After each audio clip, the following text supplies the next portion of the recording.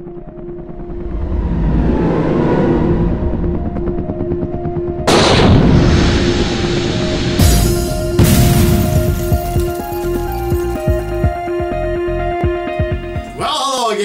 to another edition of the Sports Box, where the only opinion that matters is right here.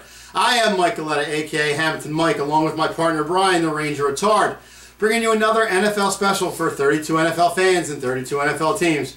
Today we take a walk down to the Dog Pound in the Cleveland area to talk a little bit about Brian Sipe. We're going to talk about Ernest Biner. We're going to talk about a lot of...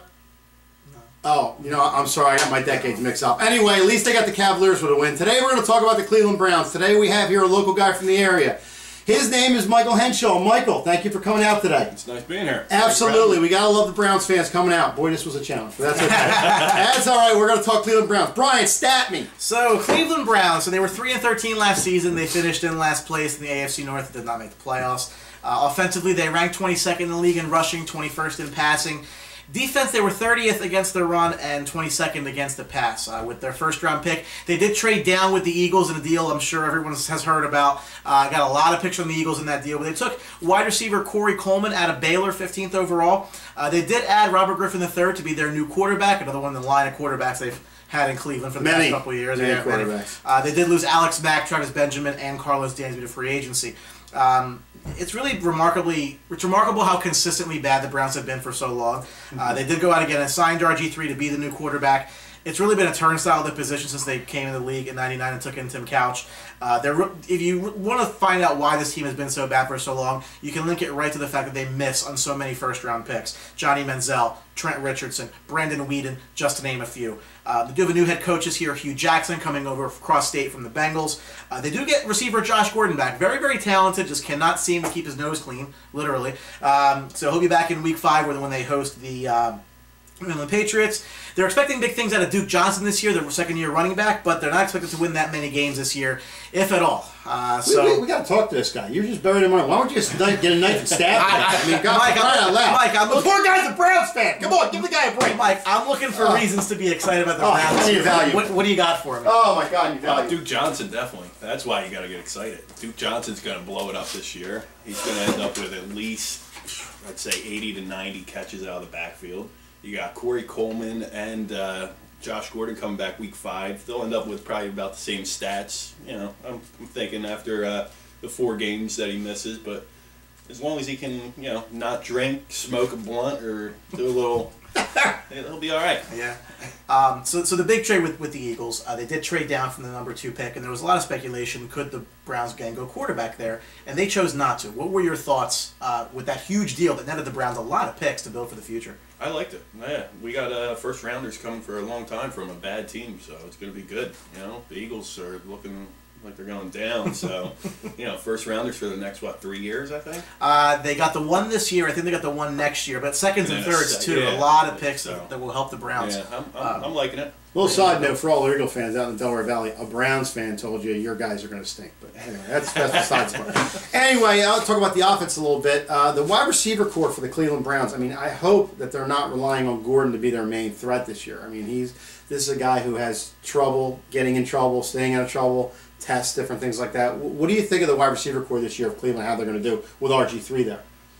You know, if Gordon can stay clean, and with Corey Coleman, the rookie, and we also got Hawkins, Andre Hawkins. Yep. He's a nice little. You know, and the tight end. You know, Barron, he's always a solid player. Yeah, 30-something years old.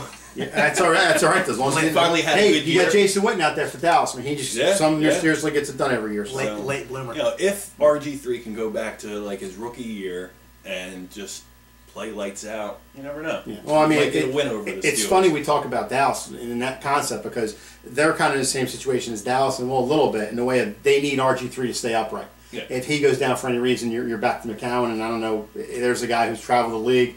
Take it from a Bucks guy who's been with the Bucks for a while.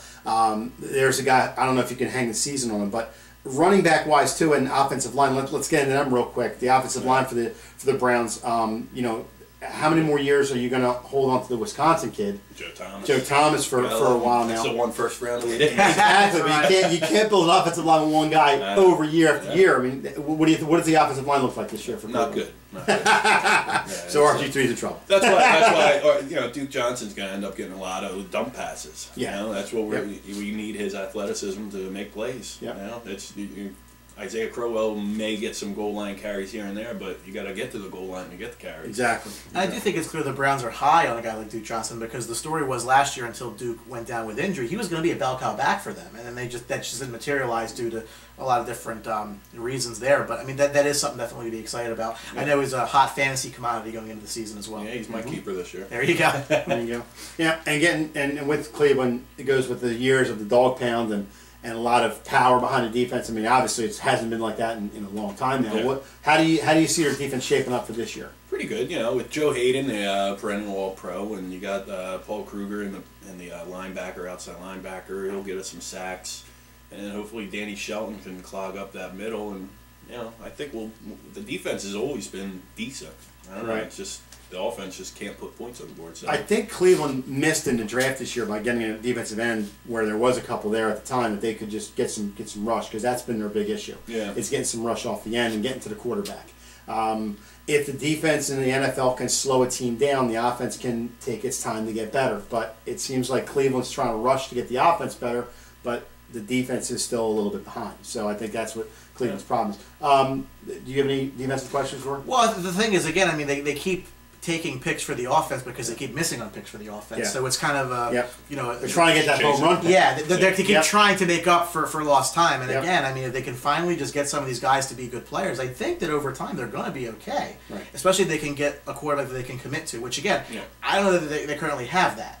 And that's the one thing to consider. No, I think next year is going to be the year we get the quarterback. So whoever's coming out of college next year is probably going to be our, we'll get the Eagles, #1 pick and well, is that a common theme? Anyway, but getting back to Brian's point, they try to make that home run. I think if you make the home run, Cleveland's a perfect example of if you miss on the home run, it just haunts you for years. And this is just going. I mean, they've had. I think I read it was 8 out of the last 12 years have been in the top 4. So I mean, there's a team that just can't get it right out of the jump. I mean, you want to miss on the first round pick, it's wrong, but you're not backing up on any other picks. And they keep missing on quarterbacks. Like Brandon Whedon, 30-something years old. Why are you picking him in the first round? There's Johnny Manziel. I mean, there's guys out there that were just bad picks. Yeah. So it's also possible, too. I mean, they may end up with 2 very high picks here in the first round next year. I mean, depending what you think the Eagles are going to do, we'll see. But they could conceivably end up with very premium picks. I mean, they can pretty much get whoever they want to. They can move around the draft whichever way they want to. First for the #1 if they don't have it. I think. I mean, a lot of flexibility next year. It's DEFCON 5 for Cleveland. They got to get it right next year. I mean, with the pick that they have from the Eagles, they will with Hugh Jackson now. Yeah. What's funny about that is the Eagles are finally hosting the draft and they don't have to pick in the first round, but whatever. But getting back to Cleveland, they got to hit on that pick. I mean, I think they should start going offensive linemen from here on out for a while to build that lineup. I mean, they had, like you said, they have Joe Thomas there. Guy's a stud. Guy's been there.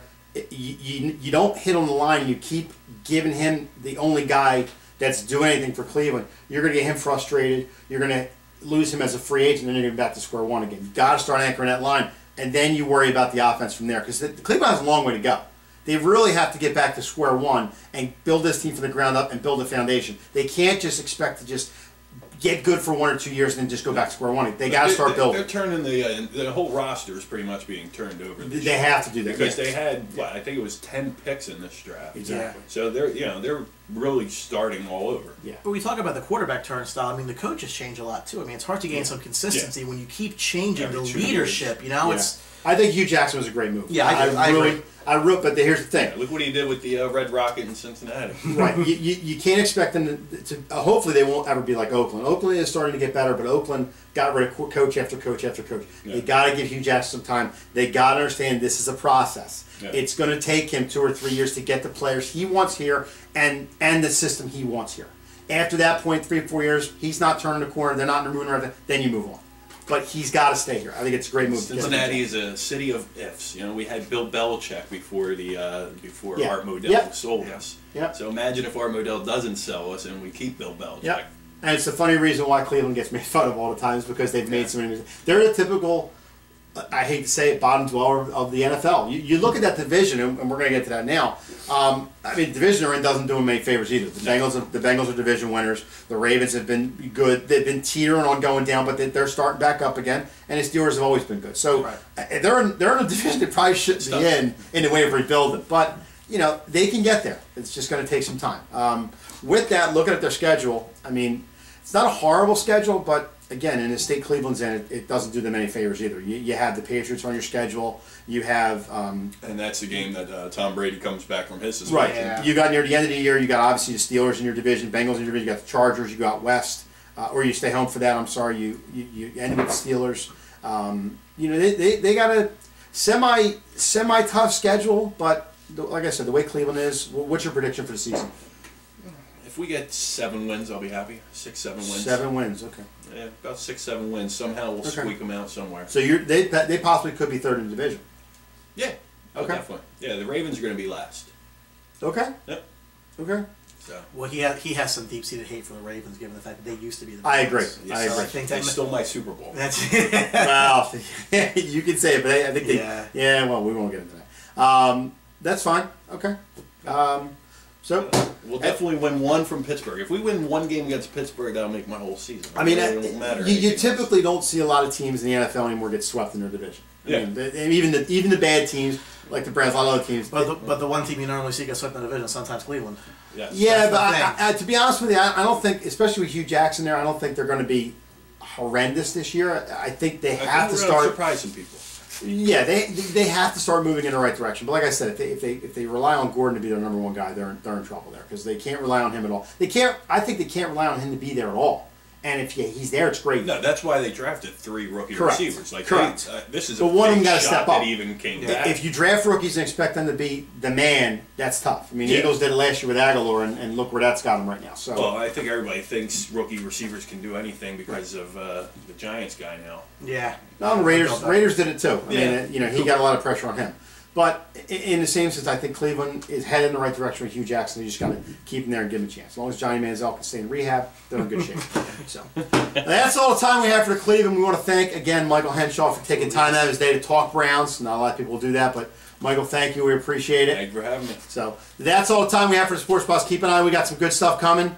Make sure you follow us on Twitter at SportsBoxShow. All the videos are going to be there, very easy to find. Give us your feedback. Give us what you think. Give us your predictions. Are we totally off base with what we're saying? Let us know. We want to hear that information from you for sure. Absolutely. And at the Sports Box, the only opinion that matters. It wouldn't be the same if I didn't. It's right here, baby. Keep an eye out. We got some good stuff coming. Damn it, subscribe. See it. Next Browns quarterback right here. No? That's right. Give me the ball. See it. Don't forget to subscribe.